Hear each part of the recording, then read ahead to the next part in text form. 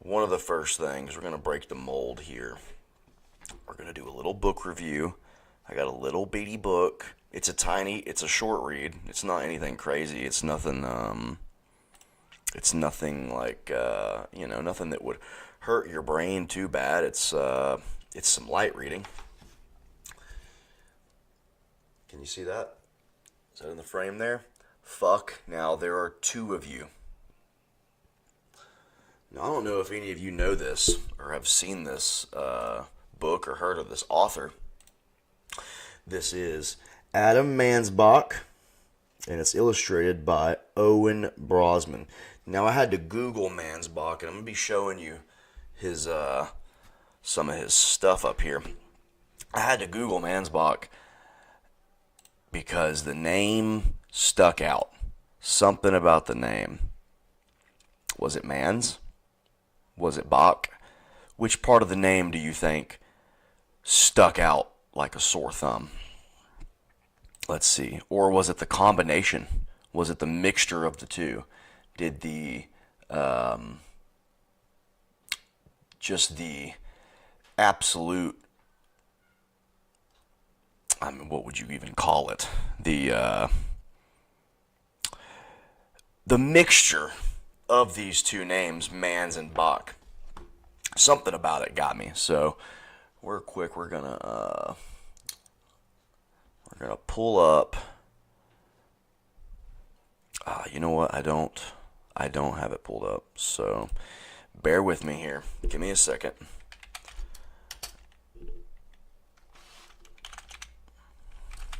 Let me get this pulled up here. Okay. As soon as you pull them up, it's good. It's right off the rip. Okay, that's it right there, I think. Okay, you can see this guy? Can you guys see this guy? Okay. When you first pull him up, it's pretty alarming. It's pretty shocking. I was like, whoa!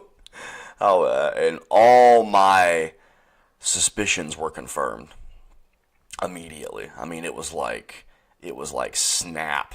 It was crazy style how quickly everything just came into view. So if you go to his Wikipedia, Adam Mansbach is an American author. He has previously been a visiting professor of literature at Rutgers University, Camden, with their New Voices Visiting Writers program. Excuse me. So right off the rip, some very good accolades. But you get a little lower, and then this is where the good actually starts to really shine through. He really comes through with this. We've got here, Mansbach wrote the children's book for adults, Go the Fuck to Sleep, parodying bedtime stories. Now, if you don't know, now there are two of you, this is a follow-up to Go the Fuck to Sleep. And I don't know if you remember, I think there was a video of Snoop Dogg reading Go the Fuck to Sleep, or did Snoop Dogg have his own child's book that he wrote? Or actually, wait, I should just search Go the Fuck to Sleep.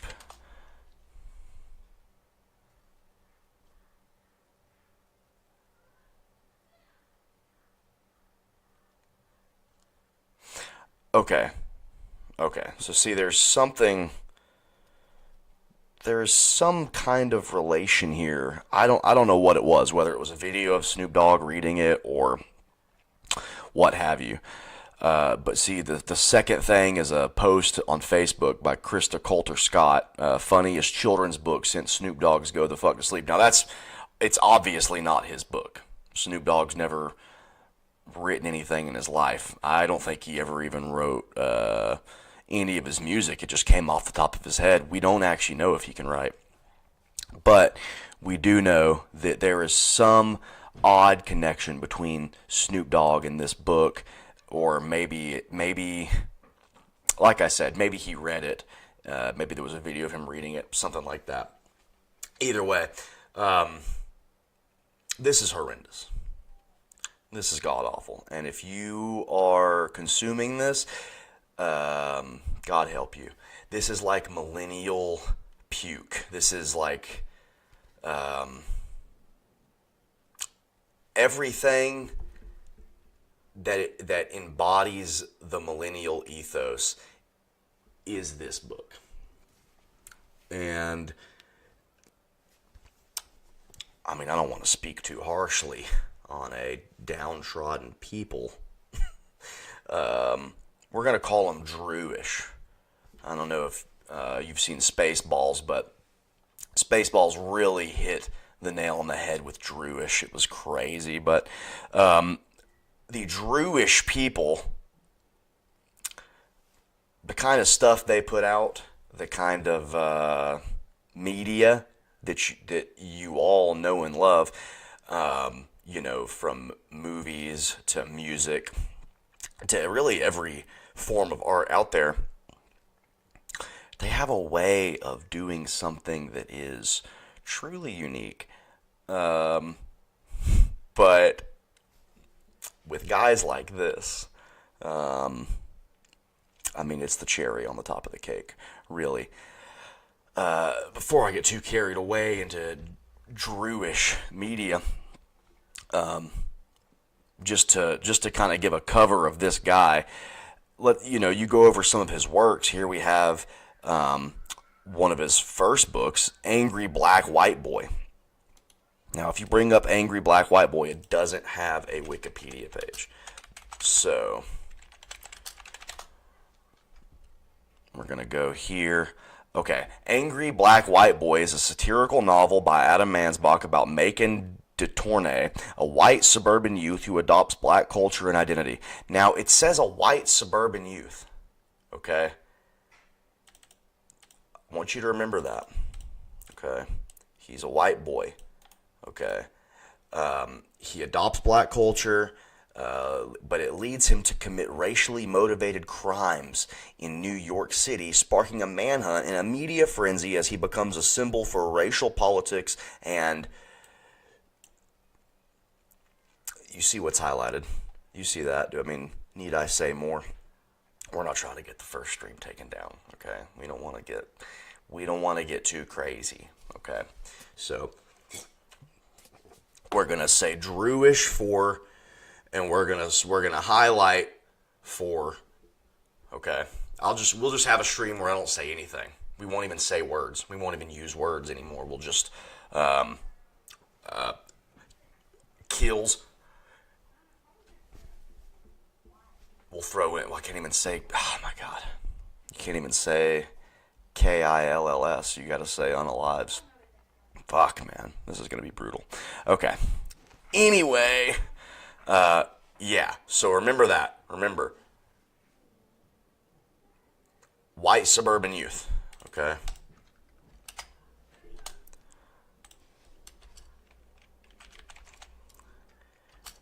Black white boy.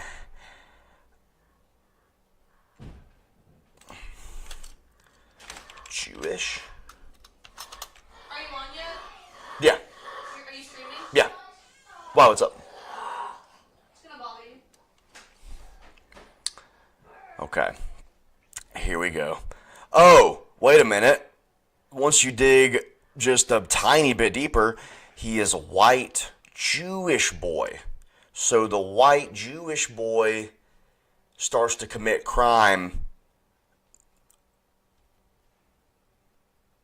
racially motivated crime. How does he do it? How does he do racially motivated crime?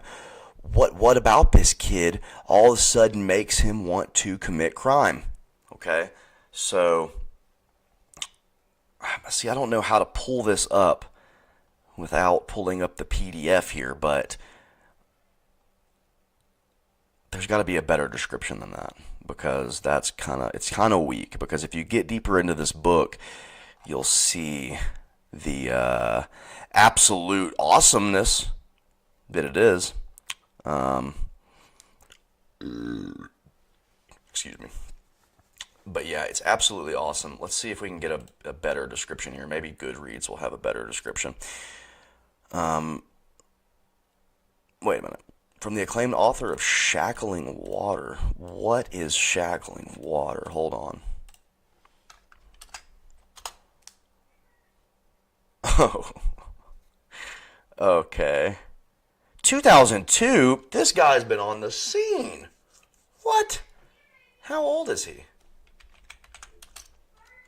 What the hell? How old is this cat? 49? 2002? What the hell? Okay, well, I only recently heard of him. So, that's my bad. I should have known about him since I was in the womb. Did he have anything in 96? Okay, we're getting too off the beaten path, but let's just see real quick what Shackling Water is about. Explores the life of Lateef James Pearson, a talented young saxophonist, black, as he moves to Harlem, black, and attempts to apprentice himself to a jazz idol. It is known for its jazz and hip-hop influenced lyrical style focused on themes of artistry, mentorship, and navigating the music scene. Let's just type in real quick racial component. Oh.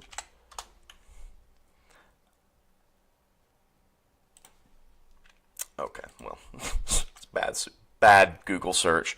But I'm sure that this is chock full of racial things. But let's get back to the angry black white boy before we dive any further into now there are two of you. Making a Tourney is a suburban white boy. You know, it just says white boy. Would you ever, if you were reading a description of a book, would the book ever describe it as suburban black boy? I mean, it might. I might be, you know, too far ahead of myself with that one, but I don't know. Anyway, Making a Tourney is a suburban white boy, left out the Jewish, possessed and politicized by black culture and filled with rage toward white America. So a self-hating white. Very funny, a self-hating white.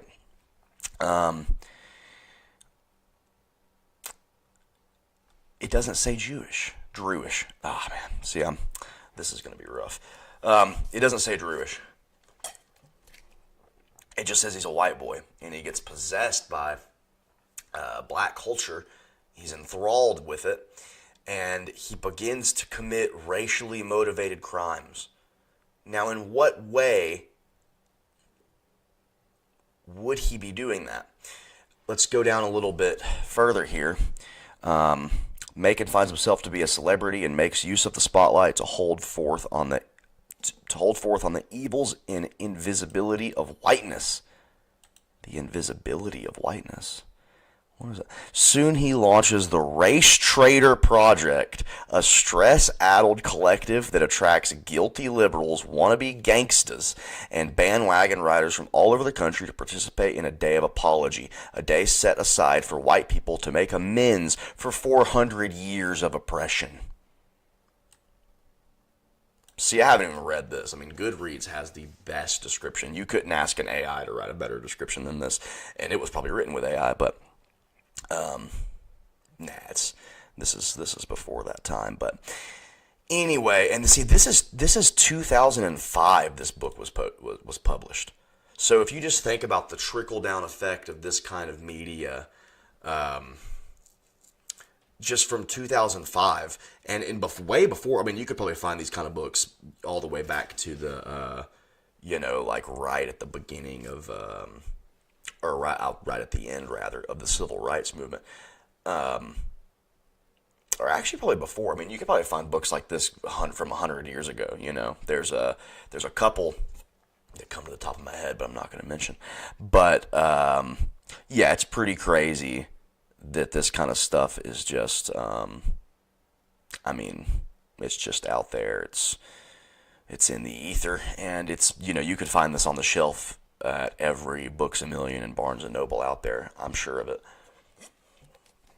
But either way, let's see some of his other works. He wrote a San Francisco Chronicle Best Book of 2005.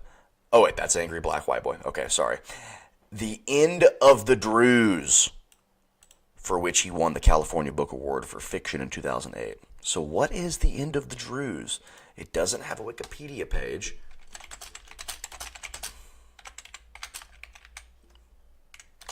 Let's go here. Let's see what this is. Wow. Let's hit up Goodreads on that one, because I know it's going to give us a enthralling description.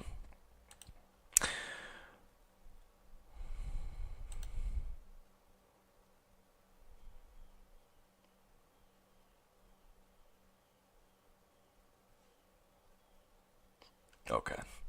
This is already starting off real good, so I'm just going to shrink myself a little bit here, get myself right under the description.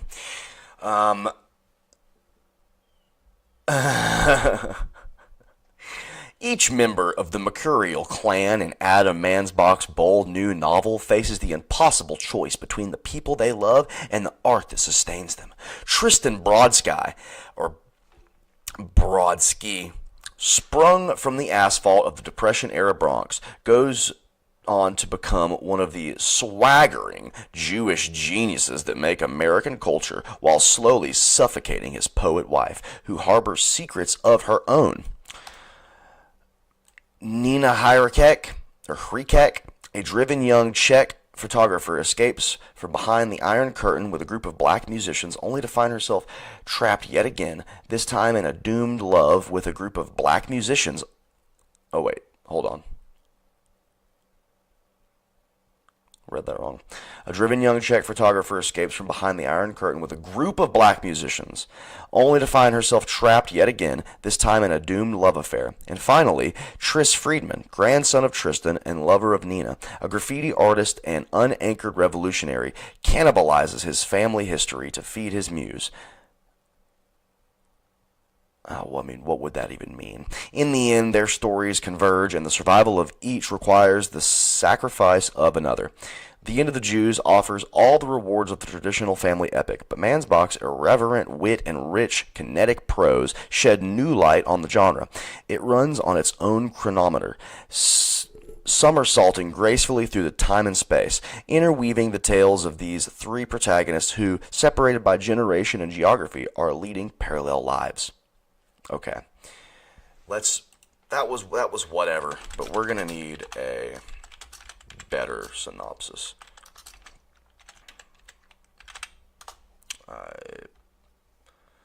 Okay, here we go. Thank you, Google AI. Let's see here. Yeah, Depression era. Blah, blah, blah. I mean, I really want to see the meat of this, but I guess we can't do that without buying the book and reviewing the book. So, if anybody would like me to get this book and review it, I will. I straight up will. But let's go back to his Wikipedia. Let's go down to where he really gets his fame going, which is with Stay the Fuck at Home, Go the Fuck to Sleep, and this one. This one here. Fuck, now there are two of you. Now, Stay the Fuck at Home. Oh my god. Okay. Oh my god. That's a whole other can of worms. Oh my god. Now, I thought that was maybe a prequel to Go the Fuck to Sleep. No. He just likes throwing that word in there because, again, this is the millennial ethos. We're in their world now. Okay, we're in their world. Wait a minute. Do I have? Okay, good. But yeah, I mean, it. This is so rough. If you put "fuck" in a book title, you got to give it up. You got to kind of go and fade off into obscurity and go do something else. Because, I mean, there's no words for it. What the millennial does is an affront to God, and that's first and foremost. It's an affront to mankind. Imagine making art. Imagine doing something that takes time to do. Pouring your soul into something, because everything. If you're creating something, I would say you should go full bore. You should just go all out. I mean, why would you not? Why would you make something just to to twiddle your thumbs and try to fix boredom, I guess. I don't know, but imagine making something and putting your soul into it. Little tiny piece of your soul, whatever soul this Mansbach has. We'll just get actually that man. I just had a great idea. Instead of saying Druish, we'll just say Mansbachs, the Mansbachs of the world. Anyway, but yeah, to put your soul into something, and you put fuck in the title. I mean, and look right here, all of his humor books.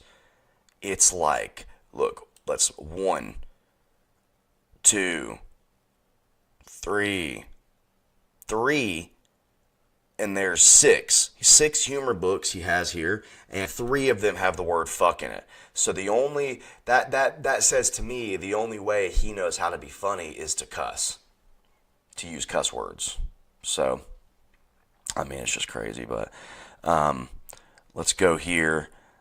Okay, now I've found probably the most interesting one so far.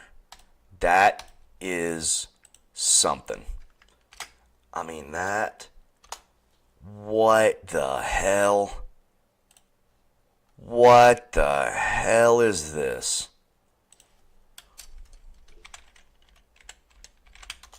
What? Oh, man. Okay.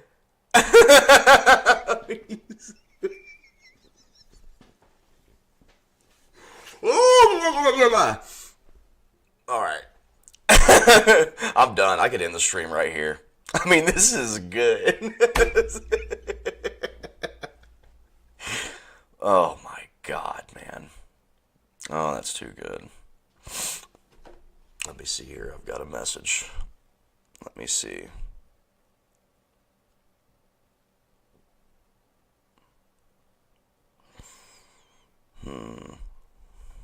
Is it too dark? Is my face too dark? Can I, maybe I can up this light some. Let's see. If I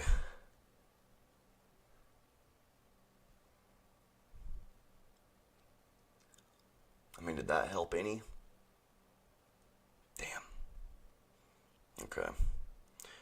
Well, if the stream's dark, my apologies.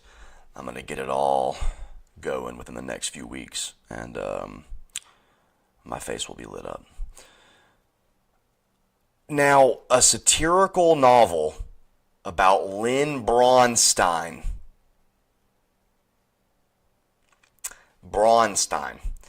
Brooklyn art teacher who, while high, brings a 9-foot, 400-pound clay golem to life. Now, if you guys don't know what a golem is, if anybody doesn't know what a golem is, and I would go off the AI overview. I mean, I did on this, but if you can, at all costs, avoid the AI overview, because it just, and I'm not like a super anti-AI guy or anything like that, but the AI overview is just, it lies. It usually gives poor descriptions of things. I mean, this is pretty good. The 9-foot, 400-pound clay golem. That's probably correct, and probably don't need to look too much into that. But overall, if there's a Wikipedia under it, which is also a crock, but it's better than the AI overview. If there's a Wikipedia or a Goodreads, if it's a book or something like that, always click that. Don't rely solely on the AI overview unless you're in an argument and the AI overview is on your side. Let it ride. Then the AI is your best friend. So we'll go here. If anybody doesn't know what a golem is, it's an animated anthropomorphic being in Mansbach folklore that is created entirely from inanimate matter, usually clay or mud. The most famous golem narrative involves Rabbi Judah Loa ben Bezalel. Bezalel? I mean, that sounds good. That's good. The late 16th century rabbi of Prague is a highly mutable metaphor with seemingly limitless symbolism. It can be a victim or villain, man or woman. I mean, in any context, is a golem really a villain? If it's a clay statue, and you bring it to life with Mansbachian magic, is the golem evil or is the Mansbach evil? I'll let you decide. So, I think any golem, any piece of mud would be more in a victim status if it was possessed by Mansbach demons. But again, I'll let you decide that. But yeah, so Adam Mansbach, lot of works here, lot of good stuff. He has a screenplay of something called Barry. The plot, 20-year-old Barack. Okay. So this gets deeper than I ever thought. So he wrote the screenplay for this? I mean, really?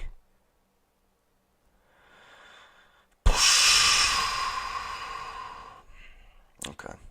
Well, God help us. Yeah, I mean, need I say more? But let's just go to the first page after the table of contents here, which it likely doesn't have because it's a kid's book. No table of contents. We don't even, that's fine.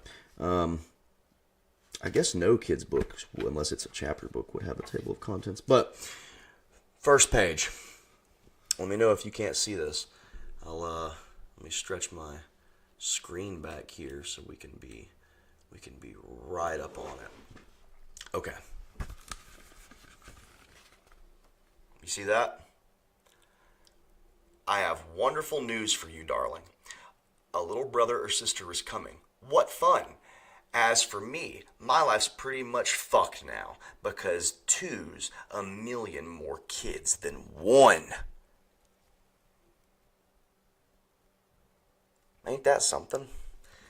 Ain't that something? And if you were a snarky Quirk Chungus millennial and you read that, oh my God, you could imagine the reaction a millennial couple sitting side by side reading this. Oh my God. Two's a million more kid than one, dude. Oh my God, we're fucked now, bro. I like how the author said we're fucked now. See that? Pretty much fucked now. That cussing stuff, just the cussing, just to cuss. I don't know, man. I've never. I mean, when I was 13, it was awesome. But wait a minute here.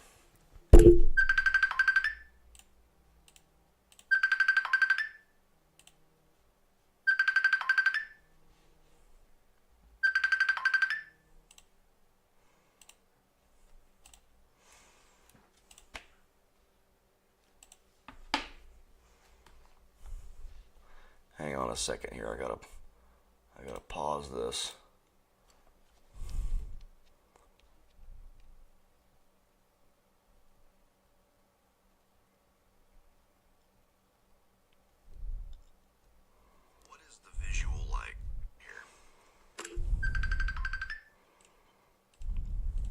Is my audio still good? Can you hear me? Hang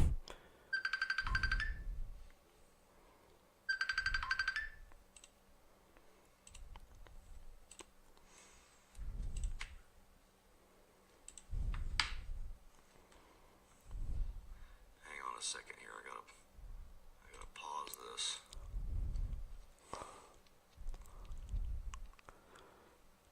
How's the audio? Is the audio working at all? Hello, hello, hello. I got the stream pulled up. It looks like it's fine.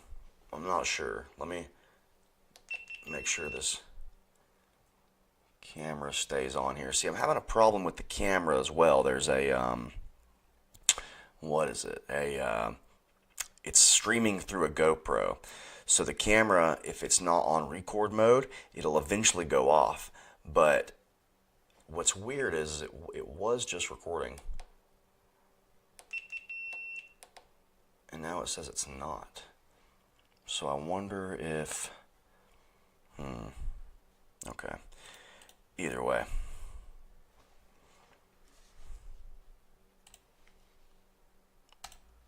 Alright. Are we good? Are we locked in? Let me know. I need to know if we're locked in.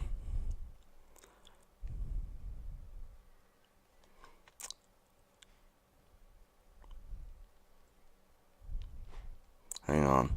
I have ground correspondence. I've got people doing the legwork, letting me know if the stream is good or not. So this is a professional thing going here. This is a real show, guys. Okay? This is real. I'm going to be doing this with any luck a couple times a week, but probably once a week. That's what I'll promise once a week. I can't promise more than that, but once a week I'll be doing this, and I'll be chopping it up into smaller segments to post as videos on their own. But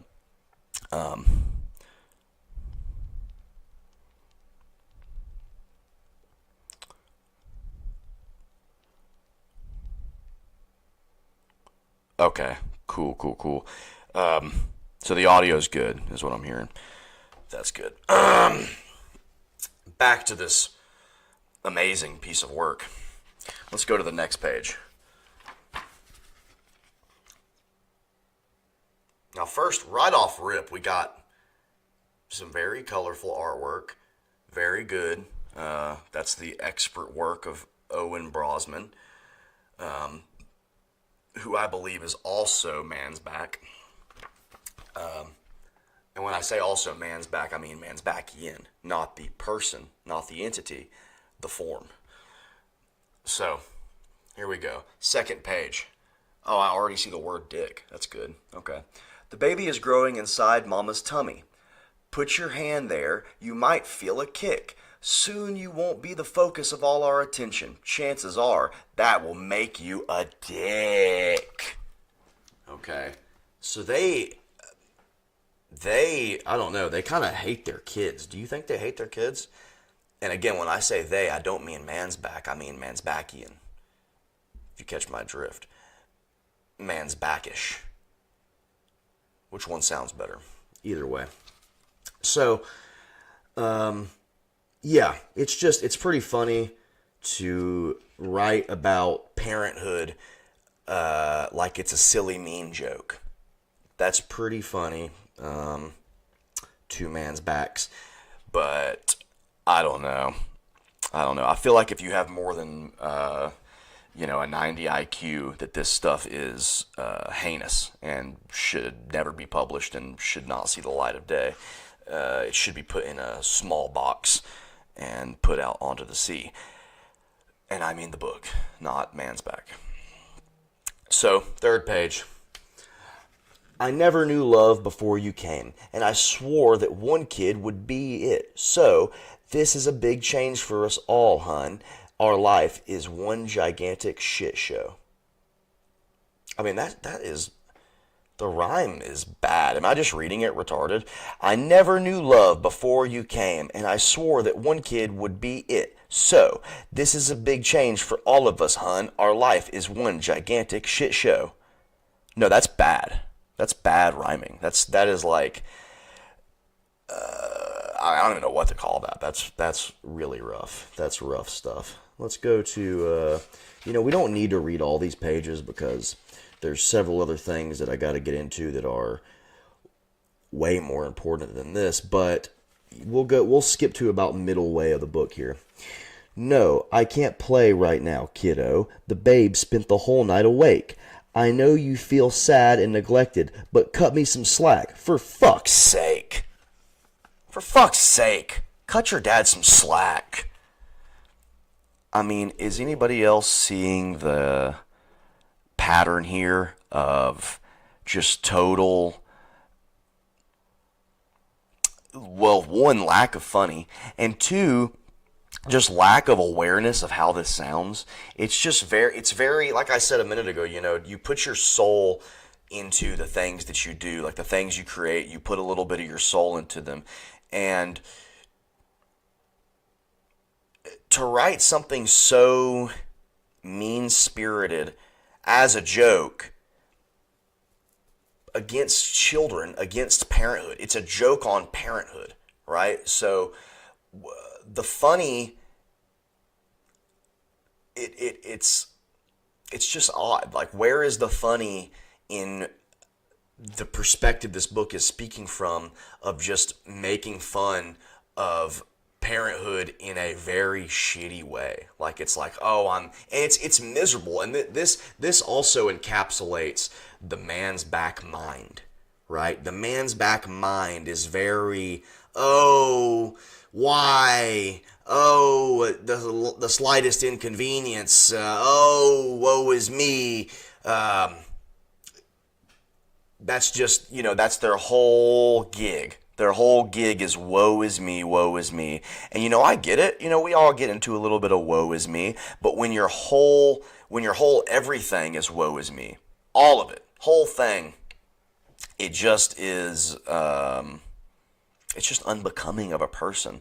And then to write something where it's woe is me about children is very disturbing.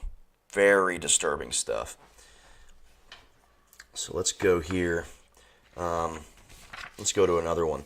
Oh, wow. So now you're an infant again? You're watching the baby and following suit? I don't know how to break this to you, love, but that shit is not fucking cute. Yeah, you're piece of shit little baby. You piece of shit scumbag. You're age regressing because there's a tiny little baby now running around, so now you got a color on the walls. You piece of fucking shit.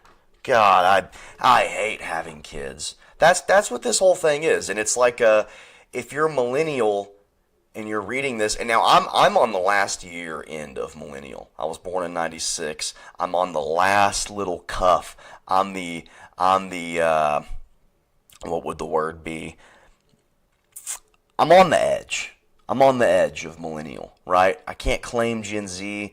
It just, the years don't fall right. I guess it depends on what stupid calendar you look at. But yeah, I'm the last guard of the millennials. I'll be the last one at the gate. When you come for the millennials to kill them all, I'll be the last one. And I'll beg to not be killed, and I'll present this as a case, and I'll explain to the pursuers that I don't think this is funny, and maybe they'll spare me. But I doubt it, because of how egregious and how just the bad rap that we've given ourselves. They'll probably take me out too. I probably won't even be able to make a defense, and that's fine. But here we go, next page. Looking back, with just you, it was easy to do stuff without a big uproar. Now the simplest outgoing's a grueling ordeal. What the fuck did we sign ourselves up for? So it's like mandated. He's got to say fuck on every page. I just noticed something on the screen here. 1 second. I just noticed. Okay, I was wrong about the Snoop Dogg thing with the. Well, no, maybe I wasn't. His book, Stay the Fuck at Home, it was written to support awareness of C19, if you catch my drift.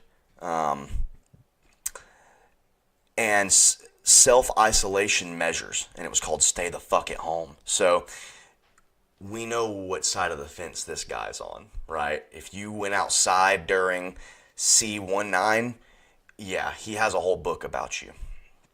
That book was written or was read on Jimmy Kimmel Live by Samuel Jackson. So Samuel L. Jackson, they love tossing that guy around. Him and Snoop Dogg and Shaq, they're like, I mean, you want to call them token, but they transcend tokenism. They're something else. They're like a golem or something. So yeah, let's just go a little further here. Okay, about the baby sleeping. Okay, I'm sure this is going to be some nightmare riddled stuff. You're so loving and sweet with the baby, snuggled in bed, side by side. It makes me wish I could forget your attempts at motherfucking fratricide.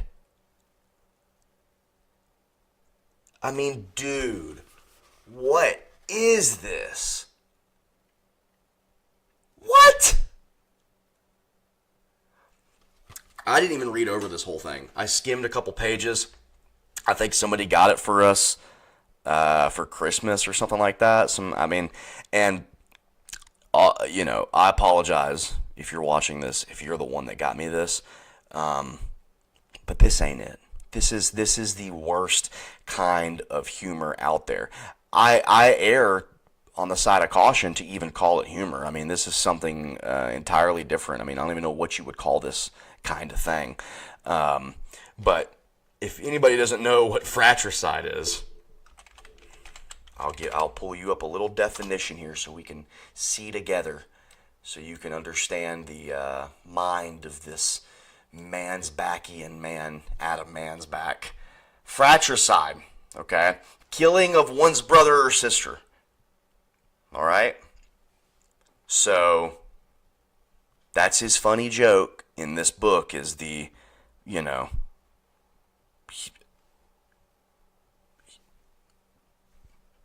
where's the joke? Can you explain to me? It makes me wish I could forget your attempts at motherfucking fratricide.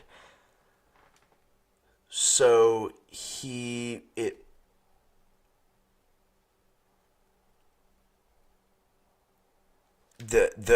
other kid, the older kid, is in bed with the baby, and the dad is wishing he could forget when the older one tried to kill the little one. I mean, I understand what it's saying here, but it's just funny coming from a man's back. And then starting it off with motherfucking fratricide. All bad. All bad. Throw the whole thing away for that. And also, before I get too in the weeds on this, let's go back and let's just observe some of this art, because this art is something to behold. Okay. Let me see if I can hold this up here. Yeah, okay. Check that out. First little family, Hispanic family. Okay. Let's go over. Now, that looks like a white kid and a mom, right? Okay. White dad, black mom, mixed son. That's, it's whatever, okay? Is there any wholly white families in this? Like wholly white, like the whole family is white? Let's see. That looks, what's that look like, guys? That look Latino? That's Latino, right? Okay. Let's see. Oh, wait a minute. We got what is that? That's a black dad. And that's a Asian-ish looking kid thing, and then that's a black child, and then wait a minute, who's asleep at the wheel? The other dad? The two dads? The white dad and the black dad raising their adopted kids? That's something. And it's good. That's what it is. It's good. Let's go a little further here. We have, okay, all black family. That's good. That's what I like to see. And I'm not being satirical. I truly believe that, all black family is okay, right? That's good. That's not controversial, right? And then we have another black family, which is good, right? Now, Adam Mansbach, you'll see this recurring theme, and it's not just with him. It's not just a symptom of this one Mansbach. It's all Mansbach. I don't know if you ever noticed that. They're like obsessed with basketball and rap music and pop culture and black guys. They love black guys. I don't know what it is, and they love drawing black people. So let's go through here. Nice little family of squirrels. What's it say on that page, actually? I don't think we read this one. I don't love you any less now, my dear. Love's not a pie. We don't have to divide it. I'm just so frazzled I hate everybody, and I'm too fucking tired to hide it. Okay. Oh, camera's going off. Hold on. Hold on a second. Let me get the camera back on. Hang on. See, this is the thing I'm talking about. For some reason, the camera will go off like every hour, I guess, or something like that, if it's not recording. So I gotta turn this thing back on. Let me know if you can still hear me, though. Let me know. Okay. Are we in? Can you see me? All right, good. So, yeah, he's too fucking tired to hide it. We were talking about the squirrel family. The squirrel dad hates his squirrel friends and hates his squirrel wife because they have 2 kids. I mean, what kind of juvenile smut is this? This might as well be put in the smut category. It's that egregious. Sorry, sweetheart, we can't go to the playground. The baby's so big now, it's tricky to manage her. And I'll be damned if I let myself be outnumbered like some fucking amateur. I mean, are you not captivated by these rhymes and the subject matter here? I mean, okay, here we go. White kids. There we go. We got some white kids in here. Probably got 2 dads. Probably have 2 dads there. The floor and all 4 walls are covered in vegetables, pasta, and fruit. I can vaguely remember when meals did not require fucking hazmat suits. So he's got to slide, like I said, he has to slide fucking fuck in front of every single quip. The end of every rhyme, right? The caboose of the rhyme. He's got to put fuck in there. It tickles him so hard to do it. And that's not so much of a Mansbachian thing as it is a millennial thing, right? So the millennial, they love the exaggerated cussing. They love randomness, all this kind of thing. Like 2012, the year 2012, right? Like all the comedy in 2012, they're pretty much the people of 2012. And that's what they should be referred to as the people of 2012. We shouldn't even call them millennials. And I know it's kind of a mouthful, but the people of 2012, and that should embody the fact that they've stayed in this year, they've stayed in this time zone, right, of 2012 to 2016, or maybe that might be too far. 2012 is it encapsulates it. So they're stuck in that mode. They can't leave that mode. It's almost like they've been tricked and cursed by some demon, a Mansbachian demon golem. They've been tricked in this realm, right? So they're trapped. I don't know if anybody ever read any of the Legend of Drizzt books. Some peak Dungeons and Dragons fantasy, but and if you don't want any spoilers, click off right now, because I'm about to give a little spoiler here. But Wolfgar, there's a point where he's trapped in what is essentially hell by Urtu, which is a giant demon, like a 4-armed crab pincher armed demon, dog-faced probably some kind of weird Gollum-esque creation. But anyway, he's trapped in hell, and he was only trapped there for like, I think, a couple years, but in his mind, when he's freed, it's been thousands of years, or 1,000 years, something like that. So he would make him live like multiple lives over and over again. He'd make him hallucinate these scenarios that would happen. Like, he would find his lover, and right as he was embracing her, she would die horribly in front of him, and he couldn't save her, and he just did this over and over and over again. They're pretty much trapped. The Millennial is trapped in this same kind of world where 2012 just plays over and over and over again in their mind, and they can't escape it. They don't know what to do about it, and they love it. They embrace it. They can't get enough of it, and you can see they can't get enough of it if you read or watch any of their literature or movies or shows. They can't get enough. They love this stuff. So let's get back here. We're almost done. I won't put you through this for too much longer, but here we go. Now, this family you can't really see what they are. It's just the silhouette, right? But they look like a nice family, right? So it's not two dads. Not that anything would be wrong with that, but it's not two dads. Sometimes when you both are sleeping, we watch you secure in the knowledge that one day this madness will come to an end and you'll both go the fuck off to college. Okay, horrible rhyme again.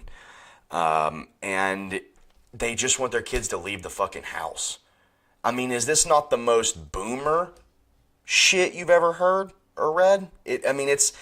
That's the thing right there, is that the Gen X and the millennials have inherited the boomer curse. And the boomer curse is hating those around you for just being there. That's one little facet of the boomer curse. The boomer curse is multifaceted, but that's one little facet of it. You even hate your children. You wish that your children would not be there. Like, you wish that, they would hurry up and go to college, right? And then when you're paying for their college, you're going to complain about that the whole time too. You're going to complain about the college. So you complain while they're with you, and then you complain about them when they're gone, right? And then they go off and they get a job, and you complain about the job they have. And you complain about the things they love and enjoy. And you complain about their children when they have children. So that's the whole boomer thing. That is peak boomer right there. They can't get enough of that stuff. So here we go. Let's go to I think we only have one page left. Yes, we have one page left. Okay. Thanks for sticking with me, all. And I'm sorry about the stream hiccups. The video going out. The video is going to go out again. It'll be right back. It's no biggie. Okay, the audio's still here. When the video goes out, we still got the audio. You can still hear my luscious voice. It's not going to go away, so you'll know the stream is still going, right? Okay, so here we go. At 2 in the morning, it hits me. My heart thumps. Rat-a-tat-tat. Now, can you see that there? You see that nice work of the parents scared in their bed? At 2 in the morning, it hits me. My heart thumps. A rat-a-tat-tat. If you two are going to college, how the fuck are we paying for that? How the fuck are we paying for that? See? I predicted it. I used pattern recognition. And I predicted that with the next page, or maybe not the next page, but the overall tone of that last page was going to lead to some other complaint about you even after you're out of the house. So you go to college and they're complaining about you being gone, right? And then thank the Lord, Jesus Christ, that we're at the end there, right? So go get fuck now there, two of you. Go the fuck to sleep. Go buy it on Amazon. They're great reads. Read them to your kids. Fuck it. Read them to your kids. Let your kid know that, hey, you got to get the fuck out of here, buddy. Let your kid know that. That's got to be. It'll probably help them in life somehow. I don't know, or maybe it'll make them hate you and they'll resent you and they'll never want to be around you again. Which would be your wishes granted, right?